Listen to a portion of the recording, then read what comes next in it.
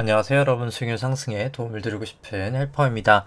오늘 국내 증시 사실 하락폭이 되게 가팔랐습니다. 코스피 같은 경우 2.7% 정도 하락이 있었고요. 코스닥은 거의 마이너스 4% 정도 하락하면서 이제 긴 장대 음봉들이 다 나타났습니다. 근데 그럼에도 불구하고 저는 좀 개인적으로 좀 우리나라 파동은 그렇게 깔끔하진 않은데 이제 나스닥이나 오히려 비트코인 이제 해외 쪽 그냥 개별 종목들 같은 경우에는 저는 좀 반등을 할 수 있지 않을까라는 일단 개인적인 생각을 가지고 있는데, 이제 그 부분 좀 기술적 분석 때 같이 한번 보도록 하고요. 근데 물론 이제 파동이라는 게 지나면 지나올수록 더 정확할 수밖에 없거든요. 시간이 지나면 지날수록 어느 정도에는 후행성이 있고, 후행성이라기보다 사실 어느 정도 많이 와야 이제 더 정확한 부분이 있는데, 그러니까 조금 이따 이제 부분 혹시나 이제 내려갈 가능성도 당연히 없지는 않겠죠. 이 사람이 틀릴 수 있으니까. 그러면 이제 어떻게 대응을 해야 될지 같이 한번 두 가지 다 한번 보도록 하겠습니다. 일단 매번 말씀드리지만 목 상태가 좋지 않은 점은 먼저 좀 양해를 부탁드리고요. 그냥 오늘은 바로 그냥 진행하면서 순서는 생략하도록 하겠습니다. 일단 코스피 아까 말씀드린 대로 코스피, 코스닥 오늘 다 큰 폭의 하락이 있었고요. 이 검은 색깔 선이 코스피 200 그 차트고요. 이제 내려갔던 거 보실 수 있고, 파란 색깔이 이제 프로그램 매매인데, 프로그램 매매 외국인이 많았었습니다. 외국인이 한 1,700억 정도 프로그램 매도가 있었고요. 일중 수급 같은 경우에 코스피 오늘 개인이 한 3,700억 정도 매수가 있었고, 기관 한 800억 정도 매도, 외국인 한 3,200억 정도 매도가 있었습니다. 코스피 200 선물 같은 경우에는 사실 장중에 외국인이 거의 한 5,800억 정도, 거의 한 6천억까지도 매도를 했다가 막판에 거의 되돌리면서 한 마이너스 700억 정도 나타냈고요. 개인 한 300억 정도 매도를 나타냈습니다. 기관 같은 경우에는 매수하던 거 다 매도를 하면서 거의 한 플러스 78억 정도로 마감이 됐었고요. 코스닥 같은 경우에는 이제 개인이 한 1,300억 정도 매수가 있었고, 외국인과 기관은 한 5, 600억 정도 매도가 있었습니다. 그 다음에 이제 누적 수급 쪽 살펴보면은 이제 6월 선물 이제 만기 이후로부터 수급 살펴보면은 개인 같은 경우에 한 2,600억 정도 매수 중이고요. 외국인 같은 경우 코스피 기준으로 3,600억 정도 매도 중입니다. 3,600억이 아니죠. 이제 3조 6천억 정도 매도 중입니다. 개인 같은 경우가 이제 2조 6천억 정도 매수 중인 거고요. 그 다음에 선물 같은 경우에는 개인이 2천억 정도 매수, 외국인 한 4천억 정도 매도 포지션을 가지고 있고, 연초 같은 경우에도 일단 개인만 사고 외국인 기관은 다 팔고 있다 보시면 될 것 같고요. 2015년 보더라도 개인만 너무 사고 있는 장, 결과적으로 전 중기적으로는 사실 증시는 계속해서 좋지는 않을 거다라고는 보여집니다. 코스닥은 설명은 생략하도록 하고요. 크게 다른 모양새는 아니긴 합니다. 장기적인 수급을 봐도 그렇고요. 그 다음에 이제 차트 설명은 조금 이따 하고, 일단 지표들 먼저 오늘 좀 보도록 하겠습니다. 일단 밸류에이션 지표, 일드갭, 패드 모델부터 살펴보면은 코스피 먼저 보도록 하고요. 파란 색깔이 이제 코스피 차트고, 빨간 색깔이 이제 일드갭과 패드 모델을 나타내는데, 이제 일드갭은 일단 주시간에 있는 기대 수익률을 국고채 10년 금리로 이제 차감한 거를 일드갭이라고 하고요. 나눈 거를 패드 모델이라고 합니다. 그냥 간단하게 둘 다 높을수록 저평가, 낮을수록 고평가다라고 보시면 될 것 같고요. 코로나 때 저평가 나타냈다가 지금 증시 많이 빠졌음에도 불구하고 그렇게까지 저평가인가에 대해서는 약간 아직까지는 물음표다. 고평가에 사실은 아직까지는 더 가깝다.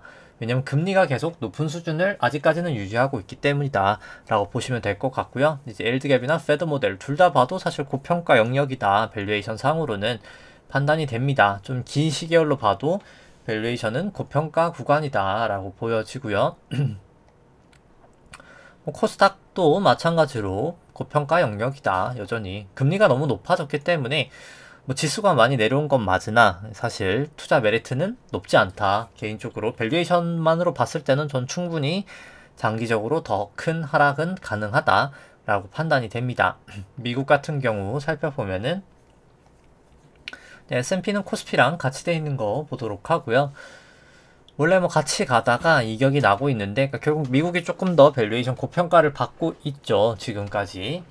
근데 이제 그럼에도 불구하고 결국 이렇게 좀 밸류에이션 고평가를 미국이 받았던 게 결국 양적 완화의 영향이 가장 큰데, 양적 완화 때문에 자사주 매입도 많이 했던 거고요. 금리가 올라가면서 그 모든 게 다 어려워졌습니다. 뭐 그렇기 때문에 물가도 미국 쪽이 더 높고요. 개인적으로 결국은 두 나라가 갭매 꾸기는 될 거다. 중기적으로 저는 미국의 낙폭이 훨씬 더 크리라 생각을 합니다. 그 다음 이제 페드 모델로 보더라도 두 나라 다 뭐 사실 고평가의 영역이다 라고 보실 수 있을 것 같고요. 그 다음에 신용잔고 추이 같이 한번 살펴보면은 코스피 일단 코스닥 신용잔고 같은 경우에는 1년 반 만인가요? 뭐 되게 오랜만이라고 하는데 20조를 드디어 다시 돌파를 하면서 밑으로 이제 하향 돌파를 하면서 19조 이제 8천억 정도 뭐 한 9천억 정도로 감소가 되긴 했습니다. 근데 그럼에도 불구하고 사실 여전히 높은 구간이긴 하죠. 사실 신용잔고 추세는 아마 쭉 빠질 때까지 결국 긴 시계열로는 더 하락은 하리라. 사실 증시도 그렇고 신용잔고도 그렇고 판단이 되고요. 신용잔고를 코스피 시총으로 나눈 수치도 여전히 아직까지 높은 레벨이기 때문에 결국은 빠지지 않을까 라는 생각입니다. 신용잔고 증감 속도, 가속도 같은 경우에도 결국 빠질 때 항상 끝이 좋지 않았는데 이번에도 어김없이 빠지지 않을까 중기적으로는 생각이 되고요. 코스닥 같은 경우에는 차트만 보여드리고 설명은 이제 생략하도록 하겠습니다. 그 다음에 이제 매크로 밸류에이션 살펴보면은 한국 수출액 전년동 기비랑 이제 ISM 제조업, 비제조업 지수가 있는데요. 뭐 아직까지 뭐 사실 YOY로는 다 고점을 치고 빠지고 있는 추세이기 때문에 뭐 추세는 뭐 사실 여전히 좋아 보이진 않는다. 이제 뭐 안 좋다라고 보여집니다. 근데 이제 뭐 경기가 안 좋다라고 말씀을 드리기보다는 그냥 가속도가 좋지 않다. 워낙 그냥 딱 느낌이 그런 느낌이죠. 고속도로에서 200km 밟다가 이제 그냥 적정 속도 100km 정도까지 내려왔다. 뭐 그 정도 느낌이다 라고 보시면 됩니다. 그러니까 속도가 내려왔지 사실 경기 자체가 안 좋은 건 아니다 라고 보시면 될 것 같고요. 그 다음에 일간 한국 수출액을 이제 코스피 시가총액으로 나눈 지표는 과거 고점을 치고 빠지고 있는 추세인데 뭐 이제 사실 레벨 자체가 그렇게 높아 보이진 않는 것도 사실이긴 합니다. 국내 쪽은 일간 수출액 데이터로만 봤을 때는 그렇고요. 근데 역으로 생각하면 수출액 자체가 또 빠질 수도 있지 않겠나 라는 어떻게 보면 생각도 좀 들긴 하고요. 밸류에이션 지표랑 대비를 해보면 그 다음 이제 글로벌 GDP 대비해서 코스피랑 S&P 살펴보면은 다 고점 치고 나서 빠지고 있는 추세 둘 다 볼 수 있는데 뭐 결국은 뭐 사실 중기적으로는 더 빠지는 게 밸류에이션상 맞지 않을까라는 생각이고요. 그 다음 하이힐드 스프레드 200일 이동평균선 넘어 있죠. 그렇기 때문에 뭐 사실 한번 하이힐드 스프레드는 올라가면 확확 튑니다. 그렇기 때문에 결국은 뭐 더 사실 올라가지 않을까 위험 회피로 결국은 더 간다라고는 중기적으로 보여지고요. 뭐 120도 훌쩍 넘어가 있고 50일도 훌쩍 넘어가 있는 상황입니다. 그 다음에 이제 M2 통화량 대비해서 이제 S&P 데이터 살펴보면은 뭐 그냥 이건 통화량 대비해서 S&P가 비싸냐 싸냐인데 이제 높을수록 비싸고 낮을수록 싼 겁니다. 지금 뭐 닷컴버블 이후로 최고치 찍었었다가 좀 빠지고 있는 추세이기는 하고요. 나스닥도 마찬가지입니다. 근데 빠져도 비싸 보이는 것도 사실이죠. 그 다음에 이제 윌셔 5000 시총을 M2로 나눈 것도 뭐 여전히 아직까진 그래도 좀 비싼 영역이다 라고 보는 게 맞을 것 같고요. 뭐 GDP 대비해서 이제 코스피가 아니죠. 이제 윌셔 5000 이제 버핏 지수라고도 하는데 이거를 뭐 내려오긴 했습니다. 많이 내려오긴 했는데 뭐 여전히 뭐 사실 내려갈 룸은 좀 많아 보인다. 여전히 높아 보인다는 거고요. 그 다음에 이제 S&P를 미국 주택가격 지수로 나눈 수치입니다. 높을수록 주식이 주택에 비해서 고평가, 낮을수록 주택에 비해서 저평가다 라고 보시면 되는데 뭐 여전히 아직까지는 고평가 구간이다 라고 보여지고요. 그 다음에 이제 한국 쪽 M2 통화량 대비해서 코스피 많이 내려오긴 했습니다만 뭐 아직까지 그렇게 싼 구간까지는 또 아닌 것 같고요. 코스닥도 뭐 마찬가지입니다. 그 다음에 한국은 이제 서울 주택 매매 가격 지수 대비해서 코스피를 살펴보면은 뭐 좀 레인지가 그래도 여기는 좀 확실해 보이죠. 상단은 특히나. 근데 뭐 하단도 뭐 이 정도 추세가 있긴 한데 뭐 아직까지는 좀 더 내려갈 룸은 있어 보이는데 뭐 이제는 솔직히 비싼 레벨까지는 아닌 것 같다. 뭐 그 정도인 것 같고요. 그 다음에 이제 뭐 주택 쪽 간단하게 뭐 부동산 쪽만 살펴보면 뭐 이제 미국 쪽 주택 가격을 이제 인플레이션으로 나눈 이제 실질 미국 주택 가격 같은 경우에 고점을 치고 빠지고 있는 추세고요. 그 2008년도 금융위기 때 이제 그 서브프라임 모기지 때보다도 가격 자체는 인플레이션을 조정했을 때 높은 수치입니다. 그 다음에 이제 실질 아파트 가격 우리나라 같은 경우도 고점을 치고 우리나라 먼저 조금 빠지고 있는 추세다 라고 보시면 될 것 같고요. 그 다음에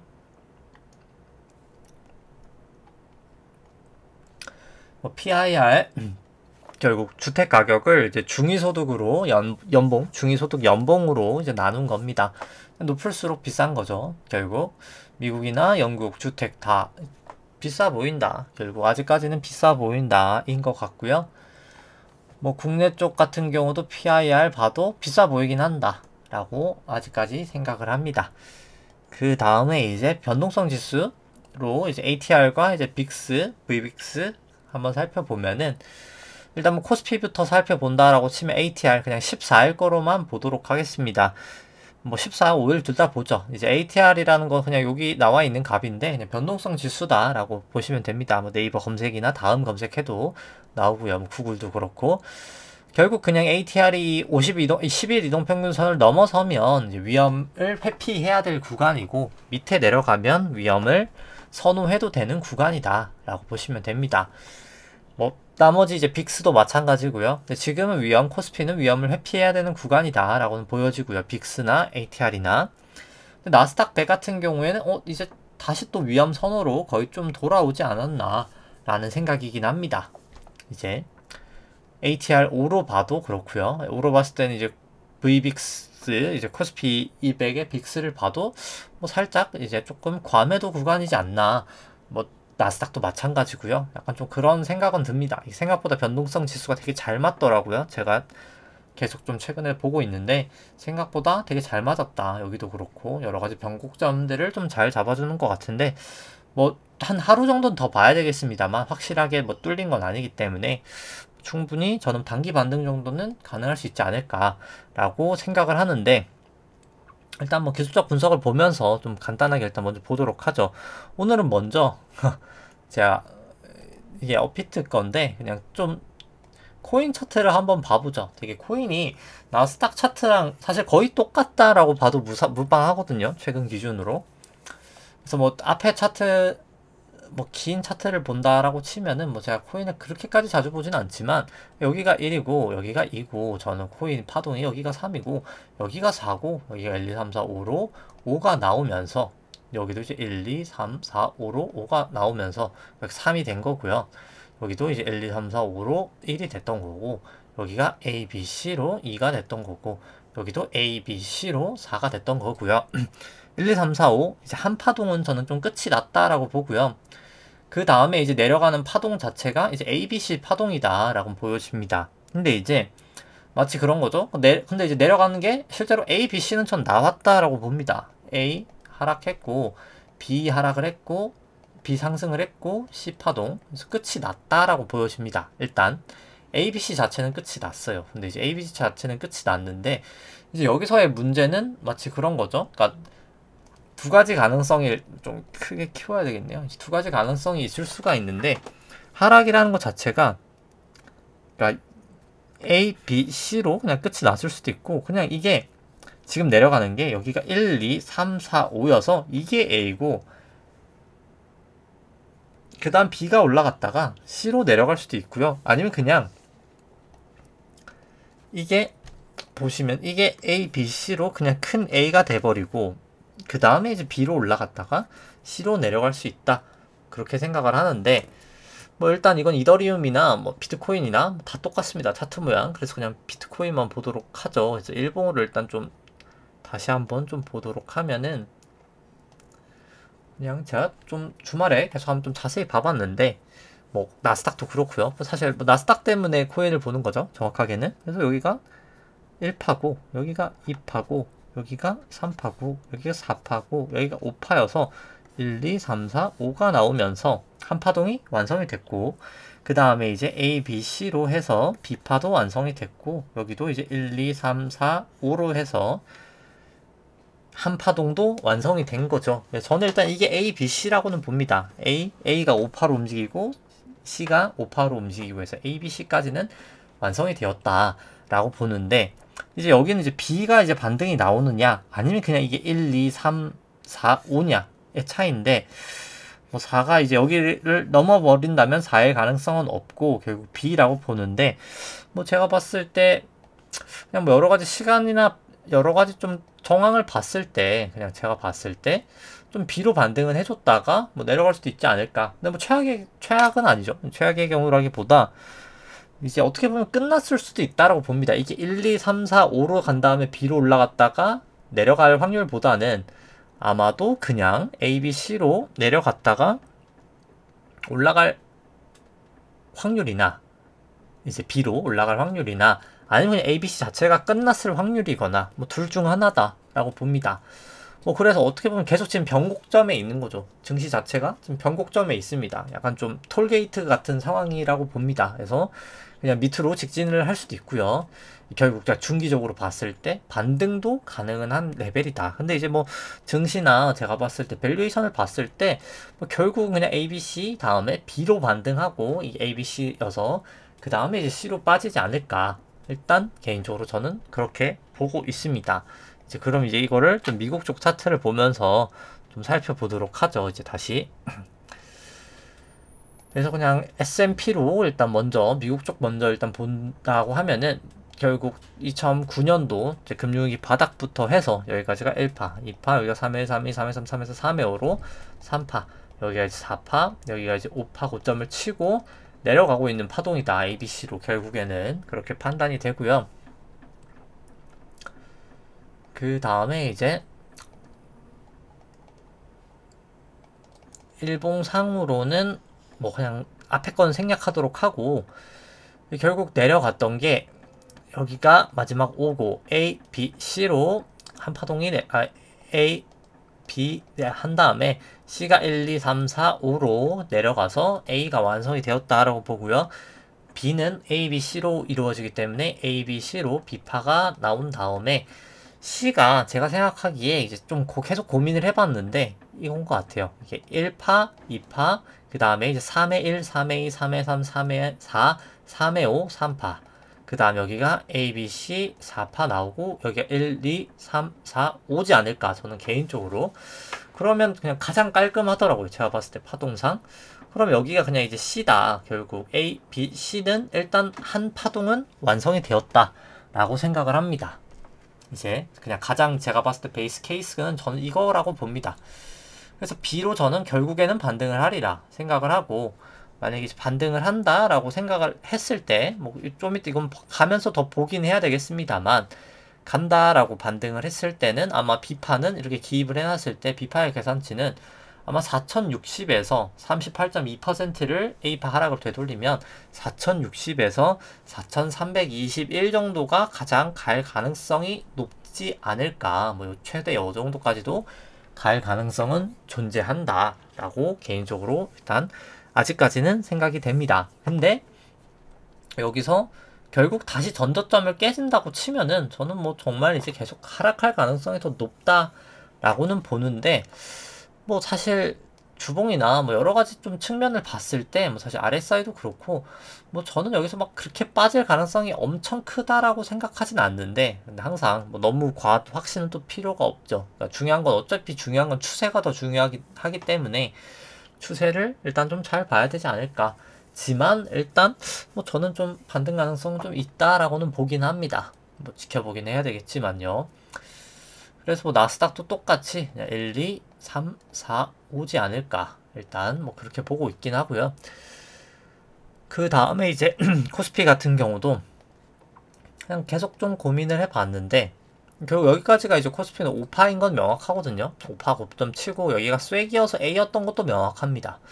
여기 A고 그럼 B고 그럼 내려가는 파동이 뭐였을까? 이게 좀 계속 고민이었는데 그냥 제가 생각하기에 아마도 이제 1, 2, 3, 4, 5로 그냥 여기가 1인 거고 그 다음 A, B, C로 여기가 B인 거고 그 다음에 여기가 그럼 1파, 2파, 뭐 3파, 4파, 5파 이런 식으로 내려간 게 아닌가.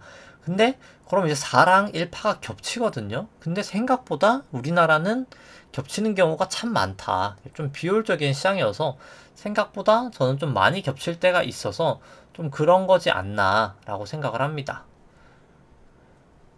그리고 이제 뭐 국내 쪽 같은 경우를 봐도 뭐 RSI도 그렇고 뭐 저는 이 정도면 솔직히 좀 과매도 꺼내지 않나. 사실 그냥 뭐 파동이 아니라 그냥 기술적 분석으로 봐도 저는 좀 과매도 구간이지 않나 라는 생각은 들긴 합니다. 그래서 뭐 여기서 지금 쇼7 구간까지는 아닌 것 같고요. 사실 그건 좀 리스크가 너무 커 보인다 결국은. 근데 일단 뭐 괴선 자체는 다 역전이 돼서 일단 뭐 추세 자체는 안 좋은 거는 너무나 명확하다 라고 생각을 하고요. 국내 같은 경우에는 뭐 구주봉 같은 경우도 다 기준선도 하회를 하면서 뭐 충분히 크게 하락한 거는 사실입니다. 거의 뭐 120일 이동평균선까지도 내려왔고요. 그래서 뭐 개인적으로 국내는 그냥 밸류에이션 상으로도 엄청나게 고평가는 아니기 때문에 뭐 솔직히 쇼치기는 좀 그렇게 좋아 보이진 않는다. 그냥 뭐 솔직히 개인적으로 그냥 여윳돈 있으시면 뭐 좀 괜찮은 종목이면 뭐 그냥 지금쯤 이제 분할 매수해도 뭐 저는 그렇게까지 나쁘진 않지 않나 라는 생각이긴 합니다. 근데 물론 뭐 이렇게 국내도 B 갔다가 안 떨어지리라는 보장은 없긴 하고요. 아주 싼 건 아니란 말이죠. 국내도 사실. 그래서 국내도 사실 일드갭이나 패드 모델을 보면 비싸잖아요. 사실. 그렇기 때문에 뭐 진짜 그냥 개인적으로 저는 뭐 금리 관련된 거나 좀 정말 싼 주식들 개별적으로 사실 좀 선별해서 사야 되는 게 맞지 않나 그렇게 생각을 합니다. 물론 이제 선별해도 뭐 사실 증시 자체가 이렇게 그냥 추풍야백으로 떨어지면 그냥 이제 거기에 휩쓸려 가긴 합니다만 일단 뭐 그럼에도 불구하고 결국은 올라갈 주식들을 사는 게 맞지 않을까. 비싼 주식을 사는 것보다 이제 뭐 일단 그렇게 생각을 하고요. 뭐 코스닥 같은 경우도 뭐 낙폭은 큽니다만 이제 과매도 구간이다. 저는 뭐 그렇게는 생각을 합니다. 여기도 그냥 이제 아마 이제 여기가 A 나오고 나서 그 다음에 B 반등 나오고 B가 반등 여기까지 나오고 1, 2, 3, 4 나오고 마지막 5가 이제 1, 2, 3, 4, 5로 이렇게 빠진 게 아닐까. 저는 그래서 아마 큰 A 나오고 B 나오고 C가 나오든 아니면 A, B, C가 그냥 끝이 났든 근데 뭐 밸류에이션 상 그냥 A, B, C일 확률이 그래도 조금 더 높아는 보인다. 뭐 그렇게 생각을 하고요. 뭐 비트코인 선물 차트도 뭐 마찬가지로 그냥 뭐 A, B, C 않았을까? A, B, C 다음에 이제 B, C로 내려가지 않을까? 뭐 저는 그렇게 일단 보고 있습니다. 그 다음에 이제 코스피 안에 있는 내재 변동성 V 코스피 같은 경우에도 보시면은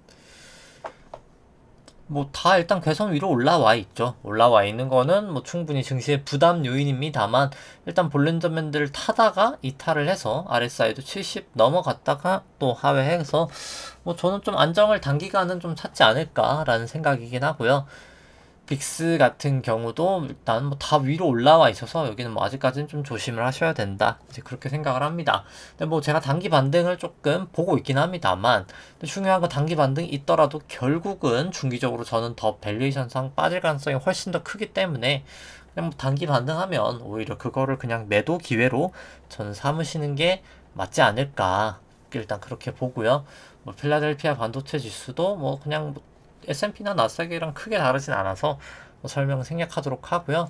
뭐 니케이 같은 경우도 니케이가 솔직히 조금 애매한데 지금 상황이 결국 뭐 여기까지가 뭐 어찌됐든 간에 A인 거는 뭐 명확한 것 같고 이제 B가 좀 애매해서 저 같은 경우는 그냥 여기가 이게 B고 그러니까 B의 A고 B의 B 나온 다음에 그냥 B의 C로 올라가는 파동이지 않을까? 일단 뭐 지금 그거를 뭐 가장 가능성을 전 높게 보고 있긴 합니다. B의 이제 A B, C 이렇게 가는 거죠. B 그게 플랫까지 이 정도까지 뭐 가는 게 가장 가능성이 높지 않을까. 일단 뭐 지금은 그렇게 보고 있고 유로스톡스도 뭐 비슷비슷한 느낌이죠. 유로스톡스도 결국 A, B, C인 거는 거의 뭐 이견이 없는 것 같은데 그 다음에 이제 BC가 어떻게 움직였냐인데, 여기가 이제 B의 B고, B의 A고, 그 다음에 여기가 B의 A, B, C로 B의 B고, 그 다음에 이제 C로 올라가는 파동이 나타나지 않을까라는 생각이고요.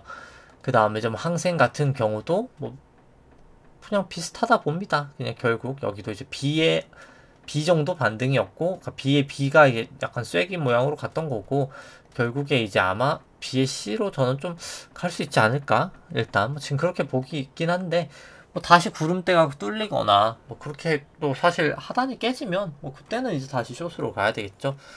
항상 뭐 너무 이렇게 과한 확신은 그렇게 좋진 않다라고 보는데, 일단 뭐 그 다음에 이제 상해 종합 같은 경우도 여기는 좀 다르게 움직일 수 있다고 봅니다. 여기 뭐 A, B, C 나오고 나서 B가 좀 반등이 좀 커서 그냥 바로 빠질 수도 있을 텐데, 이제 여기 120 이동평균에서 지금 계속 걸리고 있죠. 결국 올라간다, 설사 올라간다 하더라도 그냥 조정은 좀 보이고 갈 확률이 더 높지 않을까. 뭐 그러게 애시당초 저는 중국 쪽은 좀 계속 좀 부정적으로 보고 있긴 하고요. 뭐 달러 인덱스 같은 경우에는 뭐 일단 아직까지는 전환선 위에서 잘 지지는 하고 있습니다. 달러 원 같은 경우도 일단 잘 지지하고 있는데, 볼린저 밴드 이렇게 벌어지면서 올라가는 거는 계속 올라가기는 좀 어려워 보인다 라는 생각이긴 합니다. 근데 아직은 뭐 추세는 살아있는 것도 사실이죠. 그 다음에 WTI 같은 경우에는 이제 경기 침체 우려로 급락을 했죠. 급락을 했습니다. 실제로 지금 더 떨어져 지금 한 105 정도? 구름대에서 걸쳐 있는데, 뭐 개인적으로 저는 뭐 좀 더 빠질 수도 있다라고 보는데, 일단 추세 자체를 보기는 해야 되겠죠. 그 다음에 이제 금 같은 경우도 저는 좀 빠지지 않을까를 보고 있긴 합니다. 결국 실질금리가 올라가면 금은 빠지기 때문에 이제 금은 좀 빠졌다가 그 다음에 좀 살 기회가 더 있지 않을까라는 생각이고요. 국고채 10년물 같은 경우도 이제 RSI 다시 밑으로 내려오면서 볼린저 밴드 타던 것도 이탈이 됐고, 전 좀 단기적으로는 하락을 좀 하리라 좀 그렇게 봅니다. 하락하고 다시 반등하리라 보고요.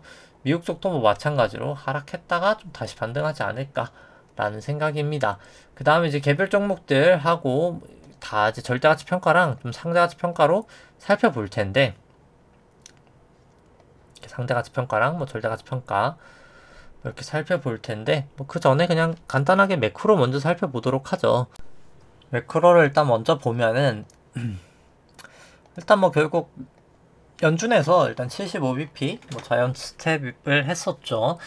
자이언트 스텝을 했었고, 근데 뭐 사실 자이언트 스텝은 뭐 거의 뭐 기정사실화였었긴 했었습니다. 뭐 사실 물가가 높게 나오면서 뭐 일단 뭐 자이언트 스텝을 했냐 안 했냐 보다도 뭐 결국 더 중요한 거는 중기적으로는 어떻게 될 거냐가 가장 중요한 거겠죠. 이미 뭐 지나간 결과를 뭐 보고 얘기하는 것도 뭐 사실 의미가 없고요.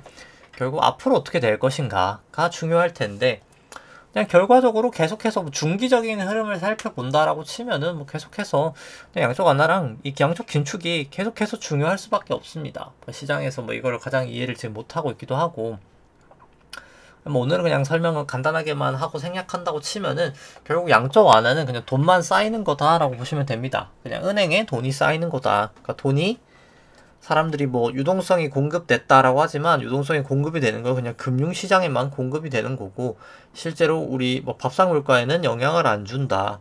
이제 그렇게 보시면 됩니다. 왜냐면 뭐 연준이든 뭐 중앙은행들이 뭐 자산을 매입하는데 매입을 하죠. 근데 뭐 매입하려면 부채가 있어야 될 거 아니에요. 매입을 하면 결국 누군가 매도를 했겠죠. 제가 팔았다 치고 그럼 제가 현금이 생기죠. 그럼 제가 은행에 그 돈을 맡기게 되겠죠. 어차피 그냥 통장 거래를 하면 은행에 돈이 맡겨져 있는 거니까요. 그럼 은행에 그 돈이 부채가 되고 은행에는 현금이 생기고 은행이 다시 지급준비금으로 맡기는, 은행이 이제 연방준비은행에 맡기는 계정을 지급준비금이라고 하거든요. 양쪽 하나를 일단 경기가 안 좋을 때잖아요. 일반적으로 대출이 안 나가니까 이런 행동을 하는 거거든요. 그래서 결국 은행이 대출을 하지 않고 그냥 연준에 다시 재해치를 함으로써 돈이 그냥 움직인 게 없죠. 실물 경제에 돈이 풀린 게 없습니다. 그냥 금융시장 유동성만 상승이 된다 라고 보시면 되고, 양적 긴축 같은 경우는 순서가 다릅니다. 연준이 먼저가 아니고요. 제가 먼저입니다. 뭐 제가 소비를 하거나 대출을 했다고 생각해보죠. 그냥 대출을 했다고 생각해보죠.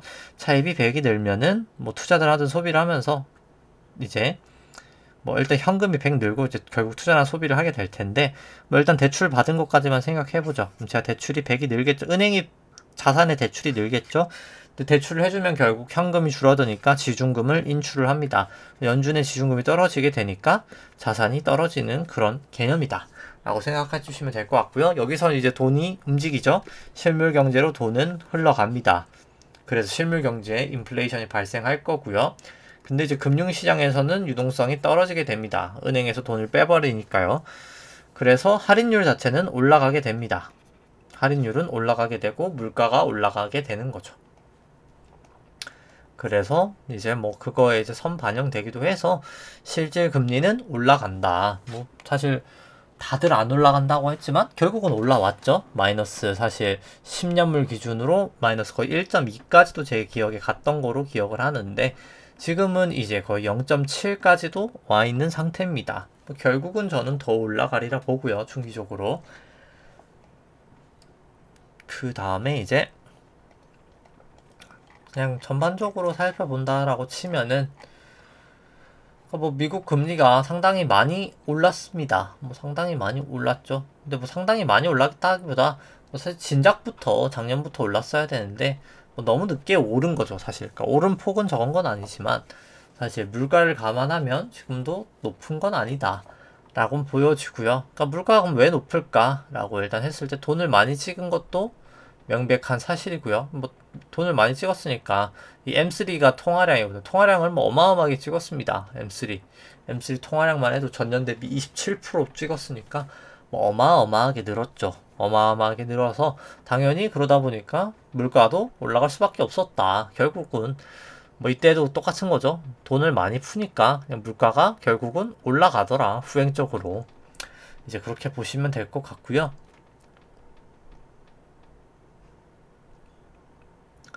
그 다음에 이제 보시면은 결국은 뭐 수요와 공급이 저는 좀 중요했다라고 봅니다. 수요와 공급 때문에 뭐 그냥 OECD 데이터로 살펴보면은 결국 그냥 소매 판매가 수요라고 보시면 되고 상업 생산이 이제 공급량이다 라고 보시면 되는데 원래는 같이 갔죠. 과거에 이제 70년도 인플레이션 셌을 때는 당연히 수요가 더 강했고요. 뭐 닷컴 버블 때나 2008년 금융위기 때 다 공급이 더 강했었습니다. 근데 원래 그 이후로는 그냥 수요 공급이 일정했다가 코로나가 터지면서 공급은 추세선대로 증가하지 못하면서 그냥 완만하게 느리게 증가가 돼버렸고요. 한번 충격을 받았다가 준 것까지는 아닙니다. 근데 늘긴 늘었고요. 근데 많이 늘진 못한 거죠. 추세선 따라서. 근데 수요 자체가 폭발적으로 증가하게 된 겁니다. 왜냐면 뭐 보조금도 많이 풀고 여러 가지 측면에서 사람들 돈이 많아지고 라이프 스타일도 많이 바꿔진 거죠. 뭐 최근에 보시면은 뭐 저희 회사에도 골프 치시는 분들 상당히 많죠. 주변에 골프 치는 분들 많아졌고요. 캠핑 가시는 분들 많아졌고요. 뭐 호캉스도 사실 코로나 때문에 더 많이 활성화가 됐었고 뭐 여러 가지로 뭐 사실 좀 소득 대비해서 지출량 자체가 좀 많아졌다라고 보시면 됩니다. 이제 사실 그러니까 환경 자체가 좀 소비 패턴이 많이 바뀌었었고요. 뭐 내구재 이런 것도 뭐 당연히 재택근무하면서 뭐 노트북이나 태블릿 여러 가지 좀 그런 내구재 소비도 있었던 것도 사실이고 뭐 여러 가지가 다 복합적으로 작용하면서 판매 자체가 증가가 됐습니다. 근데 공급량 비해서 판매량 자체가 너무 크니까 당연히 물건 가격은 상승을 할 수밖에 없었겠죠.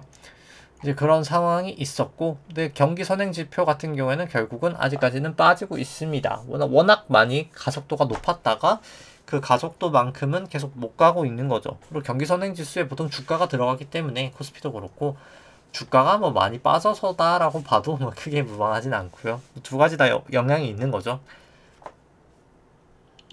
그 다음에 이제 결국 뭐 대출이 이제 증가가 된 겁니다. 수요가 증가하니까 사람들이 대출을 하겠죠.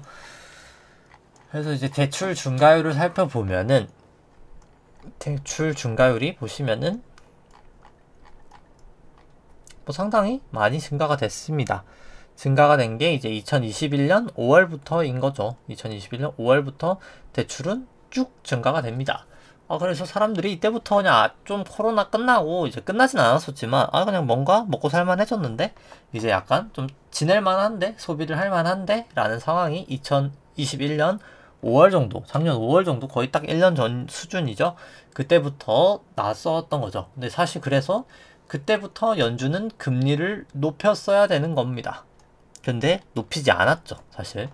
그러다 보니까 지금 이 사단이 계속해서 나고 있는데, 그러다 보니까 이제 대출이 많이 나가니까 예대율 자체가 높아지는 겁니다. 근데 뭐 예대율이 높아지는 게 뭐 무슨 의미일까라는 거를 일단 의미를 먼저 생각해 봐야 되겠죠. 예대율이 높아진다는 것 자체는 그냥 QT 같은 현상이 이제 나기 직전의 상황이다라고 보시면 됩니다. 결국 은행에 잠들어 있던 그 예금들이 늘지 않고 더 이상 늘지 않거나 예금에 늘어나는 속도에 비해서 대출이 더 많이 나간다는 거죠. 대출이 더 많이 나간다는 의미는 뭐죠? 대출이 나가거나 예금 자체가 줄거나 그러니까 소비를 통해서 두 가지 의미다. 금융시장에서 돈이 실물경제로 흘러간다는 의미입니다. 뭐 그렇기 때문에 결국 실물경제는 인플레이션이 발생할 수밖에 없겠죠. 돈이 많이 찍었던 돈이 원래는 그냥 통장에만 쌓여 있으니까 물가를 안 일으켰다가 이제는 실물경제로 나가니까 물가가 올라갔다라고 이해를 해주시면 될 것 같고요. 그래서 원래는 연방준비은행 이제 부채 계정인데요, 이게. 사람들이 보통 이제 자산을 많이 보죠, 자산 계정을. 근데 뭐 사실 부채가 훨씬 더 중요합니다, 자산보다.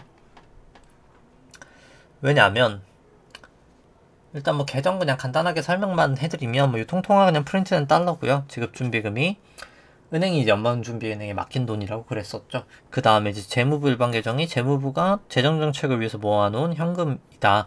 이제 뭐 국채를 발행하거나 세수를 거뒀거나 한 거 부분이고요. 리버스 레포가 이제 연준이 단기 차입금을 땡겨서 이제 부채 구조를 맞추려고, 왜냐면 자산이 늘어났으면 부채를 뭔가 늘려야 되는데 이 세 개는 연준이 다 컨트롤 못하는 거잖아요. 그렇기 때문에 리버스 레포를 뭐 늘리거나 자산이 늘어나면, 자산이 줄면은 리버스 레포를 줄이거나 하는 통제권이 있는 게 이제 리버스 레포다라고 보시면 될 것 같습니다. 그래서 일단 양쪽 완화를 하면 자산이 증가를 하는 거잖아요. 국채를 사는 거니까 MBS나 자산이 증가하는 만큼 부채가 늘어야 되는데 원래 일반적으로 그냥 지급준비금이 늡니다. 은행들 경기가 안 좋다 보니까 대출이 안 나가니까 그냥 연방준비은행에 재예치를 하는 거죠. 원래는 그냥 지급준비금만 거의 늘었었습니다. 뭐 근데 이번 코로나 때도 거의 그랬었어요, 사실. 근데 약간 차이가 있다면 TGA, 이 재무 일반 계정이 많이 늘었는데 트럼프 정권 때 재정정책 통과가 됐었죠. 이제 갑자기 이제 세월이 많이 지나서 기억이 안 나는데 2조 달러였네요. 아무튼 여러 가지 인프라 법안들이나 뭐 그냥 그런 재정 지원책들이 많이 사실 통과가 돼서 그거를 위해서 정부가 돈을 모아 놓은 거죠. 그랬다가 바이든 취임하면서 결국 다 실행이 되면서 다시 감소가 됐다가 지금 또 다시 좀 올라가고 있는 추세. 이제 그렇게 보시면 될 것 같고요. 재정정책은 또 실행을 하겠죠. 통과가 된 부분들이 있다 보니까. 뭐 여기까지 TJ까지는 오케이. 뭐 TJ는 정부에서 하는 거니까. 근데 이제 이것도 결국 돈이 써지니까 물가에 압력을 끼친 것도 명확한 사실이고요. 근데 그거보다 더 큰 거는 2021년 5월 아까 대출이 증가하는 그때부터 부채 계정이 뭔가 이상해지기 시작했던 겁니다. 지급준비금이 늘지를 않죠. 왜 늘지를 않을까요? 대출이 증가를 하니까 은행이 지급준비금을 맡길 이유가 없는 겁니다. 그 당시 은행 지급준비금을 예치하면 0.1% 이자를 줬었어요. 연방준비은행이 은행한테. 근데 대출하면 막 3, 4% 주는 겁니다. 근데 대출이 안 나가니까 여기 맡겼던 거예요. 근데 대출이 이제 나가기 시작했습니다. 어디에 투자하시겠습니까? 은행이라면. 당연히 3, 4%에 투자를 하는 겁니다. 그러니까 지급준비금 안 받는 거예요. 지급준비금을 빼버리던가. 대출을 하게 되면서 그러면은 부채 늘어날 게 없잖아요. 원래 지급준비금이 늘어나야 자산이 늘어날 때 부채도 늘어나는데 그러니까 뭔가 늘려야 되겠죠. 그래서 이제 이때부터 해서 RRP가 증가가 되게 됩니다. 근데 이제 RRP가 뭐 무제한적으로 늘릴 수 있으면 뭐 사실 양적 완화를 무제한적으로 할 수 있을 텐데, 물론 뭐 물가는 점점 높아지겠지만요. 근데 뭐 이런 쪽으로 RRP는 물가가 높아도 계속 할 수 있었을 텐데 계속 못할 수밖에 없었던 게 뭐 단기 금융시장의 요인에 있습니다. 그러니까 RRP라는 게 결국 연준이 돈을 빌리는 거라 했잖아요. 단기 금융시장에서 국채 담보로 이제 빌리는 겁니다. 근데 국채 담보로 돈을 자꾸 빌리면 어떻게 될까요? 단기금리 시장 돈이 없어지겠죠. 돈이 없어지니까 돈이 궁해지면서 돈의 가치인 금리가 올라가게 됩니다. 금리가 올라가게 되는 거죠. 이 IORB 기준금리보다 높아지게 되는 겁니다. 높아졌죠, 이때부터. 높아지니까 기준금리 올리게 될 수밖에 없고요. 또 계속 높아지죠. 그러니까 기준금리 높이게 되고요. 높아지죠. 기준금리 높이게 될 수밖에 없는 겁니다. 물론 이제 얘가 먼저 가서 얘가 따라오는 것도 있는데, 뭐 중요한 건 단기금리가 올라가니까 이제 기준금리를 올릴 수밖에 없는 거죠. 그러니까 RRP를 늘리면 기준금리를 결국은 올릴 수밖에 없는 겁니다. 이제 그런 상황에 처했던 거죠. 이제 그래서 일단 뭐 금리를 지금 올리고 있다 라고 보시면 되고요. 근데 이제 뭐 이 상황에서 이제 QT가 일단 그나마 그럼에도 불구하고 지금 계속 되고 있잖아요. 근데 QT가 계속 된다는 것 자체가 결국 연준 자산 자체가 줄면서 실물 경제로 흘러간다는 거잖아요. 자산이 줄든 부채가 줄든 어차피 둘 다 똑같은 건데 실물 경제에 돈이 흘러갈 테고요. 그럼 실물 경제에 흘러가야 될 돈이 또 이제 얼만가라는 걸 좀 계산을 해 봤을 때 그게 이제 윌러 연준이사가 얘기했던 것처럼 연방준비은행 총자산을 미국 GDP로 나눈 게 20%가 적정한 수준입니다. 일반적으로 얘기를 할 때. 근데 과거 이제 2015년에 테이퍼링 할 때도 한 27%? 이 정도 됐었다가 거의 한 17%? 이 정도까지 감소를 시켰습니다. 근데 지금은 거의 37%까지 올라갔던 거예요. 이걸 20%까지 낮춰야 되는 금액 자체가 거의 4.4조 달러 정도 감축을 해야 됩니다. 4.4조 달러 되는 뭐 천문학적인 금액이 실물 경제로 흘러 들어와야 금융시장에서 이제 사실 GDP 대비 20%가 된다는 거죠. 그래서 금융시장에 풀려야 될 돈은 상당히 금융시장이 아니라 실물 경제에 대한 풀려야 될 돈은 상당히 많기 때문에 뭐 제가 봤을 때 물가의 경로 자체는 결국은 저는 조금 단기적으로는 빠질 수 있다라고 봅니다. 충분히 기고 효과라는 게 있죠. 당연히 유가가 계속 올라가지는 않다 보니까 기고 효과 전년도에 이제 높았던 거에 영향이 있어서 지금 당장 많이 높아지지 않으면 물가 자체는 조금 잡히는 것처럼 보이긴 할 겁니다. 근데 결과론적으로 결국 저 돈들이 다 실물 경제로 풀려나면서 물가 궤적이 아마 살짝 내려왔다가 이런 식으로 저는 더 가리라 생각을 합니다. 이때 금을 저는 좀 사야 되지 않을까라는 생각이고요. 그리고 아마 이때가 빕하지 않을까 싶기도 합니다. 그래서 일단 뭐 좀 그렇게 바라보고 있습니다. 그리고 이제 뭐 인플레이션이 올 때 뭐 주식이 올랐다라고 하지만 사실 인플레이션 조정을 하면 조정 안 한 거랑 뭐 그냥 뭐 비교를 하지는 않고 인플레이션 조정 안 하면 사실 증시는 1970년도에 이제 인플레이션이 매우 강할 때 퍼포먼스는 상당히 좋지 않았다라는 걸 보실 수가 있고요. 그래서 인플레이션 때는 사실 주식도 그렇게까지 좋은 자산은 아니기 때문에 그나마 그 주식 중에서 좀 주식에 좋은 자산을 좀 편입하셔야 된다. 이제 그렇게 생각이 됩니다. 이제 그 다음에 이제 그냥 개별적인 종목들 살펴보면은 뭐 시간이 많이 지났으니까 뭐 간단하게 살펴보도록 하죠. 이제 뭐 키스콜링스 같은 경우는 이제 결국 여기서 이제 괴선들이 많이 모여서 결국은 위랑 밑이랑 둘 중 하나는 T일 거였는데 뭐 괴선들 다 깨져버리면서 급락을 했습니다. 결과론적으로. 그래서 뭐 사실 그냥 A, B, C로 결국 지금 빠지고 있는 단계다라고 밖에는 설명이 안 되는 거죠. 뭐 사실 이미 근데 과매도 구간이라 뭐 사실 지금 매도를 안 하셨으면 뭐 사실 매도하기는 좀 애매한 구간이다. 결국 지금 매도하기는 좀 애매하다라는 생각이고요, 사실. 근데 뭐 사실 지금 지지선이라는 게 지금 거의 없긴 해서 뭐 딱 3주 봉상 121 정도? 네, 그것도 뚫리긴 했죠. 그래서 뭐 크게 지지선이라는 게 없어서 뭐 사실 이게 뭐 손절 라인을 어디로 해야 될까도 사실 애매하긴 합니다. 뭐 결국 그냥 이 낙폭 길이만큼 더 빠질 수 있다. 여기서부터 시작하면 길게 봐선 저는 좀 중기적으로는 더 빠질 수도 있다라고도 사실은 보여집니다. 사실 차트만 봤을 때는.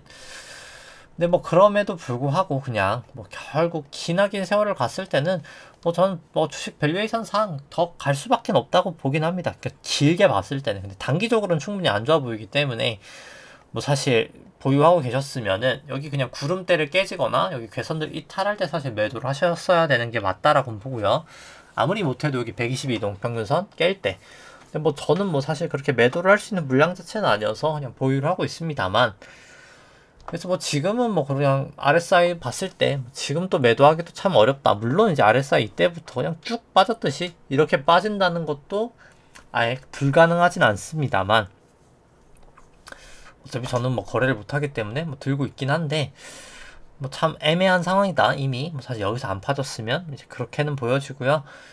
결국 그냥 저가 이제 중기적으로는 좀 올라간다라고 보는 게, 결국 여기가 뭐 이때도 그렇고 뭐 이때 뭐 분할하고 뭐 여러 가지 좀 하면서 여기 사실 대주주분들이 제가 생각하기에 뭐 그렇게 건전하신 분들이 아니거든요. 약간 주가를 가지고 상속하거나 이럴 때 좀 장난을 많이 치는 거라서, 그 장세용 분 말고 그 전에 이제 계셨던 장상돈 회장님 돌아가시고 나서부터도 뭐 사실 주가 자체를 좀 많이 움직인 부분이 있습니다. 그러니까 결국 많이 눌렀다가, 근데 어찌됐던 간에 근데 그럼에도 불구하고 계속 밑작업이 되고 있는 것도 사실이긴 하거든요. 뭐 자사주 매입도 했었고 소각도 했었고 액면 분할도 했었고 뭐 그 부분이 다 전 밑작업이라고는 보는데, 뭐 제일 좋은 건 자사주 매입 그냥 주가도 많이 떨어진 김에 해주는 게 저는 좀 베스트지 않나라는 생각이긴 하는데, 일단 뭐 그게 가장 좋긴 할 텐데, 이제 일단은 뭐 결국 뭐 저도 그냥 팔지는 못하니까 좀 지켜봐야 되지 않을까. 뭐 결국 지켜볼 수밖에 없고, 근데 결국은 뭐 저는 뭐 중기적으로는 간다. 근데 이제 시간이 문제다 라고 생각을 좀 하고요.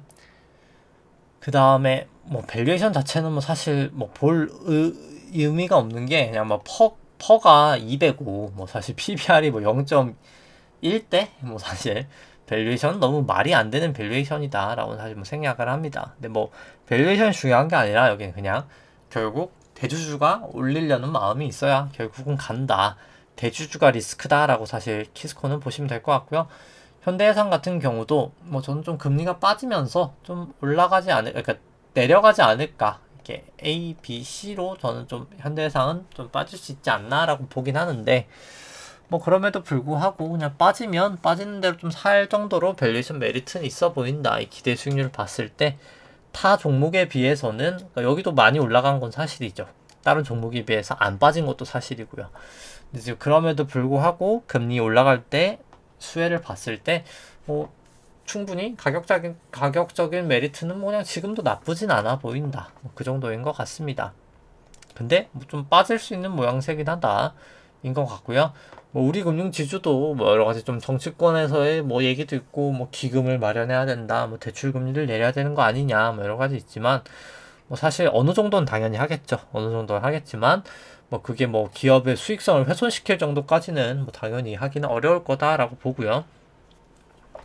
이미 다 개선 다 깨고 내려왔기 때문에 뭐 결국 추세가 안 좋은 것도 사실이지만, 또 RSI를 봤을 때는 뭐 충분히 좀 조정 자체는 꽤 있지 않았나 라는 생각이긴 합니다. 그래서 뭐 여기도 결국 그냥 밸류에이션상 뭐이 정도면 상당히 저렴하다, 오히려 그냥 감사합니다 하고 저는 여윳돈이 있으면 우리금융지주 같은 경우도 충분히 매수 가능하지 않을까. 근데 금리가 확실히 많이 올랐다라고는 생각을 드는 게, 금리를 또 감안하면 그렇게 싼 것 같진 않다. 근데 그럼에도 다른 종목들에 비해서는 상당히 싸다.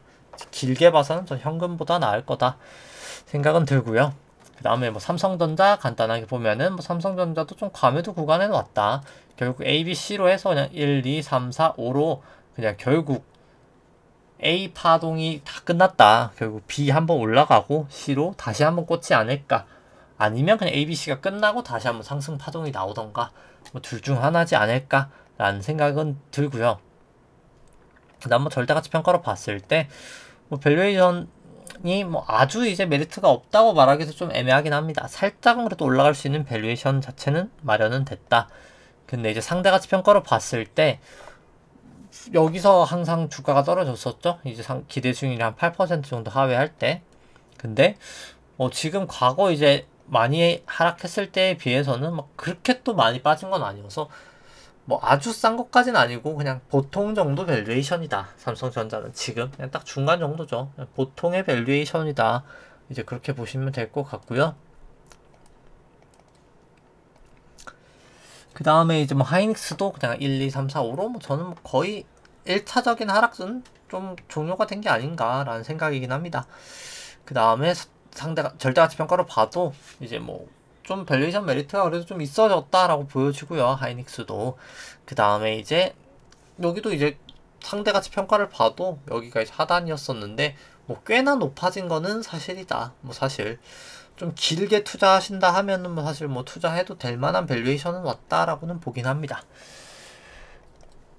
그 다음에 이제 뭐 현대차 같은 경우는 아직 전저점이 뚫리진 않았죠. 그래서 이게 그냥 A, B, C로 갈지 C로 한 번 더 세게 갈진 모르겠습니다. 일단 추세 자체가. 근데 일단 뭐 구름대를 넘냐 마냐가 일단 여긴 제일 중요할 것 같고요. 그 다음에 현대차 같은 경우에 전 밸류에이션 메리트는 좀 많이 떨어진다. 좀 비싸 보인다 라고는 생각은 들고요. 상대가치 평가도 뭐 그렇게 싸 보이는 것 같지는 않다. 뭐 이 정도이고요. 그 다음에 이제 LG화학 같은 경우도 지금 이미 좀 B가 나온 게 아닌가. B 나오고 뭐 C 나오고 올라가든 아니면 이게 그냥 새로운 상승 파동이든 일단 뭐 단기 반등 정도는 전 조금 있지 않을까. 일단 뭐 그렇게 생각을 하고요. 절대가치 평가로 봤을 때는 그냥 뭐 적정한 수준의 밸류에이션이다. 이제 대신 이제 디스카운트 엔소를 디스카운트 하진 않은 거고요.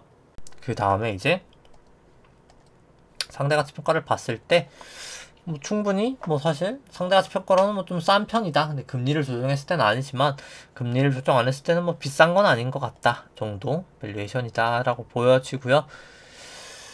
그 다음에 이제 롯데케미칼 같은 경우도 일단 구름대를 계속 못 넘죠. 그래서 추세상 뭐 굳이 손을 댈 필요는 없다라고 보여지고, 절대가치 평가로 봤을 때도 뭐 메리트가 엄청 커 보이진 않는 것 같다인 것 같습니다. 상대가치 평가를 봤을 때도 엄청 지금 뭐 싸다고 하기엔 조금 어려운 구간이다 그렇게 생각은 들고요. 뭐 효성화학 같은 경우에도 일단 아직까지는 전환선 기준선 다 역전돼 있고 추세는 좋지 않기 때문에 좀 지켜봐야 될 것 같다. 아직은 뭐 그렇게 생각을 합니다. 그 다음에 이제 다만 뭐 밸류에이션 자체는 충분히 저렴한 주식이다 라는 생각은 뭐 변함이 없고요. 그 다음에 이제 상대가치 평가도 과거 대비까지는 아니지만 많이 싸진 것도 사실입니다. 근데 또 금리를 감안하면 또 비싸 보이는 것도 사실이죠. 금리가 결국 계속 지금 문제인 거죠. 결국 GS들 봤을 때도 뭐 정치권에서 뭐 초과이익 환수를 해야 되지 않냐, 해외 쪽도 지금 그렇지만 뭐 사실상 어렵다고 보고요. 제가 봤을 때 여러 가지 측면에서 그냥 어느 정도 뭐 아주 소폭의 기금 정도는 되겠지만 뭐 사실 유가를 뭐 그렇게 내릴 정도로 하기는 어렵다라고 생각을 합니다. 이제 뭐 그렇게 하기에는 어려운 거죠. 뭐 예를 들어서 뭐 그러면은 뭐 전 세계 핸드폰 가격이 올라갔다고 뭐 삼성전자랑 애플한테 뭐 가격 상한제를 줄 수는 없는 거잖아요. 뭐 기금을 만들라 하거나 뭐 현실적으로 뭐 저는 뭐 사실 어려운 문제다라고는 보여집니다. 그러니까 양쪽 이제 다 이제 좀 이제 정치 성향에 따라서 조금 이제 뭐 추진하는 당이 있기는 합니다만 뭐 제가 봤을 때 좀 현실 가능성은 뭐 높진 않지 않을까 하더라도 뭐 하는 폭 자체가 상당히 미미한 수준일 거다라고는 생각을 합니다. 그래서 일단 뭐 하락을 했는데 GS 같은 경우에는 뭐 솔직히 저는 뭐 이렇게 빠져주면 매수 기회다라고는 개인적으로는 봅니다. 뭐 추세 자체로는 여기 200 이동평균선을 확실히 이제 지지를 하느냐 아니면 내일 깨져버리느냐 뭐 그게 좀 중요하리라고 보여지고요.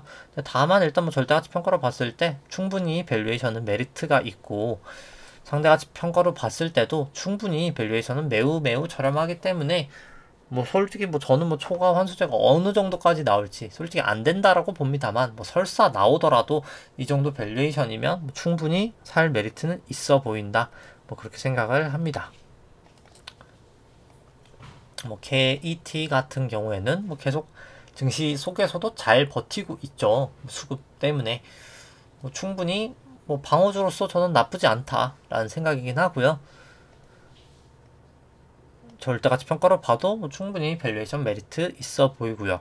상대가치평가로는 린 모델로 했을 때는 장치산업이라 좀 낮게 나와서 엄청 높게 나오진 않지만 뭐 장치산업인 걸 감안했을 때는 충분히 괜찮은 밸류에이션이다 라고는 생각을 합니다.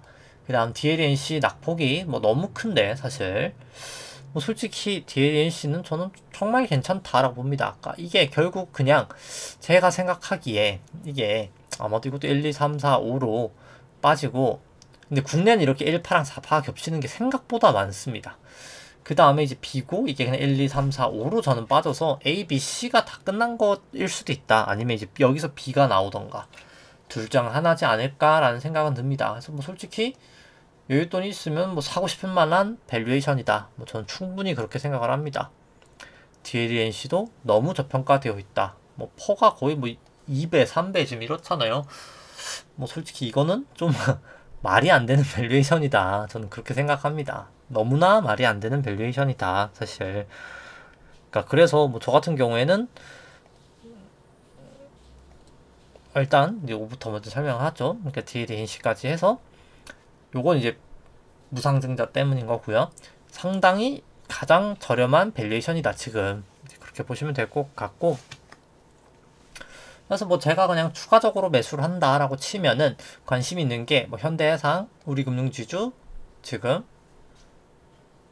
그러니까 키스코는 비중을 늘리기가 애매한 게 이제 좀 아무래도 대주주 리스크는 있으니까요. 제 비중이 지금 뭐 엄청 작은 건 또 아니기 때문에 뭐 추가로는 좀 리스크가 있다고 보고 현대해상 결국 우리금융지주 그 다음에 이제 GS 이제 효성학은 일단 추세를 조금 더 봐야 될 것 같긴 한데 효성학도 사실 밸류에이션은 충분히 괜찮다라고 보고요. 그 다음에 이제 GS, KT, DLNC는 이제 우선주로 DLNC, 그 다음에 이제 한국금융지주 저는 괜찮지 않나 일단 이렇게 지금 보고 있습니다. 관심 있게 보고 있는 회사들이고요. 그 다음에 어디까지 했죠? 이제 DLNC까지 했던 것 같고요. 뭐 카카오 같은 경우에도 결국 그냥 뭐 여기까지가 어떻게 보면 거의 하락의 단기 하락은 끝이 났지 않나라고 보여집니다. 왜냐면 1, 2, 3, 4, 5로 A가 떨어지고 B가 올라가고 1, 2, 3, 4 오지 않았을까. 근데 어떻게 생각하면 이게 그냥 여기는 그냥 A, B고 이게 1일 수도 있는 거죠. 길이를 보면 여기가 낙폭이 너무 컸으니까요. 이 길이가 이게 좀 짧죠. 이게 그냥 딱 C였을 가능성은 좀 낮아 보이긴 하네요. 그럼 이제 이렇게 빠질 수도 있는 가능성이 있는 거죠. 카카오는. 그래서 뭐 사실 여기는 좀 조심하셔야 된다 이렇게 생각은 드네요. 카카오 같은 경우에는 좀 조심하셔야 될 것 같고 단기적으로는 반등이 있을 수 있겠으나 카카오 일단 뭐 밸류에이션 상으로도 뭐 그렇게까지 메리트가 엄청나진 않아서 저는 뭐 그렇게 엄청 사고 싶은 것까지는 아닌 것 같습니다. 근데 과거에 비해서는 또 싸진 것도 사실이죠. 이제 그 다음에 이제 상대가치평가로 봤을 때도 과거에 비해서 많이 싸졌으나 뭐 지금 그렇게 또 싼 건 아닌 것 같다 인 거고요. 네이버 같은 경우 보면은 네이버도 뭐 그냥 카카오랑 똑같은 상황이다 라고 보시면 되겠죠. A, B, C 이제 똑같은 상황이고 근데 일단 뭐 둘 다 좀 과매도 구간이다 라고는 보여집니다. 그 다음에 이제 네이버 같은 경우에도 밸류에이션은 오히려 여긴 좀 비싸 보인다, 많이 비싸 보인다 생각은 들고요. 상대가치평가를 본다고 쳐도 네이버는 뭐 그렇게 싸 보이진 않는다 생각은 듭니다. 그 다음에 이제 셀트리온 살펴보면 뭐 셀트리온 같은 경우도 계속 구름대를 못 넘고 있죠. 뭐 굳이 뭐 사실 구름대 못 넘는 종목은 먼저 살 필요는 없어 보인다. 근데 그나마 26일 후행스팬 호전돼서 뭐 좀 올라갈 수도 있긴 하겠죠. 근데 이제 밸류에이션 자체로는 뭐 사실 너무 비싸서 뭐 저는 굳이다 라고 생각은 들고요. 상대가치 평가로 보더라도 뭐 전에 비해서 싸진 건 사실입니다만 그냥 수치상 그냥 전에도 비쌌고 지금도 비싸다 사실 그렇게 생각을 합니다. 상대가치 평가 안에서의 절대가치 평가의 수치를 봤을 때는요. 그렇게 생각을 하고 그 다음에 이제 삼성바이오로직스 같은 경우도 결국 지금 뭐 약간 이런 파동이죠. A, B, C 그 다음 A, B, C 나오고 뭐 결국 내려가는 파동 나오지 않을까 라고 보는데 일단 뭐 삼성바이오로직스는 밸류에이션상 저는 좀 너무 비싸지 않나 생각은 들고요. 상대가치평가를 봐도 비싸다, 그렇게 생각은 듭니다. 그 다음에 이제 NC소프트 같은 경우도 뭐 추세 좋지 않고요. 여전히 뭐 떨어지고 있는 추세다, 그렇게 생각은 들고, 그 다음에 이제 NC소프트 같은 경우에도 뭐 가격 메리트도 뭐 그렇게 절대가치 평가로 커 보이진 않는다. 그 다음 상대가치 평가로 봤을 때도 상대가치 평가로 봤을 때는 뭐 그나마 조금 밸류에이션 메리트는 있어 보이지만, 뭐 사실 절대가치 평가나 여러 가지로 봤을 때 뭐 그렇게까지 손이 가지는 않는 것 같습니다. 그 다음에 이제 포스코 같은 경우도 많이 낙폭이 컸는데 뭐 과매도지 않나, 개인적으로 이제 뭐 좀 그렇게 생각은 하고요. 그 다음에 이제 포스코 절대가치 평가로는 뭐 사실 많이 저평가되어 있다 라고 판단이 되고, 상대가치 평가로 봐도 포스코는 상당히 저렴한 주가다 라고는 생각은 듭니다. 그 다음에 이제 LG전자를 봐도 상당히 낙폭이 컸고요. 계속해서 좀 상당히 저렴한 구간까지는 왔다 라고 생각을 합니다. 절대가치 평가를 봐도 상당히 싼 밸류에이션까지 사실 내려왔고요. LG전자 이제 퍼로 봐도 상당히 낮은 수준까지 왔다라고 보여집니다. 충분히 가격적인 메리트는 있는 구간까지 왔고요. 상대가치 평가를 봐도 충분히 저는 저렴한 수준까지 이제 왔다. 뭐 이제는 솔직히 LG전자도 그렇고 뭐 포스코도 그렇고 다 매수 가능한 구간까지는 왔다라고 생각은 듭니다. 기술적으로는 더 빠질 수 있겠지만요.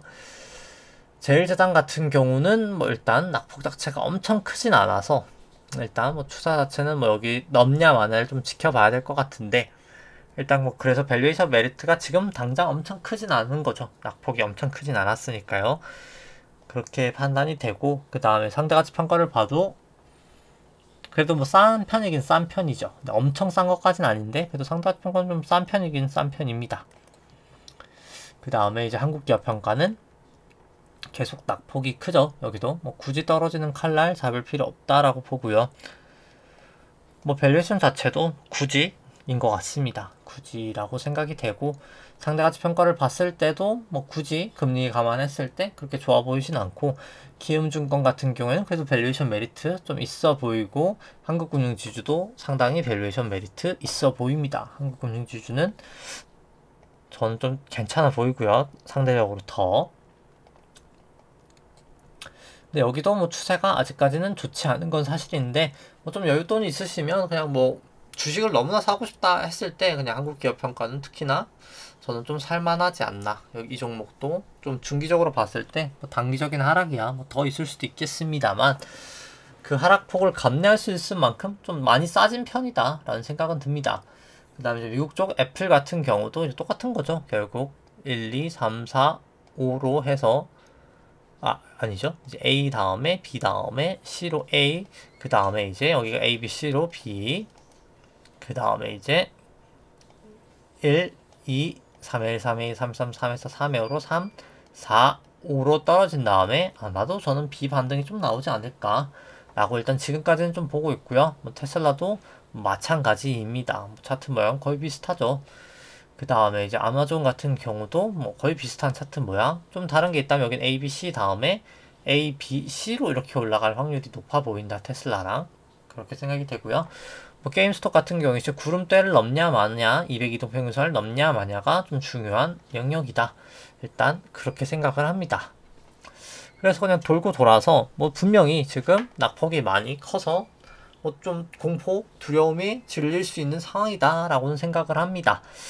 근데 뭐 그럼에도 불구하고 뭐 저는 조금 반등 있을 수 있지 않나 라는 생각이고, 근데 다시 한번 여기 저점을 깨진다라고 하면은 그때는 미련 없이 숏도 미국 쪽은 가능하지만, 뭐 국내 쪽은 뭐 사실 밸류에이션상 뭐 숏을 했을 때 메리트가 그렇게 큰가에 대해서는 좀 물음표다. 그래서 뭐 국내보단 사실 숏을 한다면 미국 쪽이 더 맞아 보이고, 국내 쪽은 오히려 뭐 좀 싼 종목들이 이제 대거 출현을 하고 있기 때문에 조금씩 뭐 분할해서 사는 거 정도 괜찮은 상황이 오지 않았나 생각을 합니다. 이제 근데 뭐 그게 조금 내려갈 게 두려우시다면 분할 매수를 하고 산 만큼만 해지 선물로 해도 되지 않을까. 이제 뭐 그렇게 생각을 하면서 네, 오늘 방송은 여기까지 하도록 하겠습니다. 네, 좋아요와 구독 누르시면 감사하겠습니다. 이상입니다.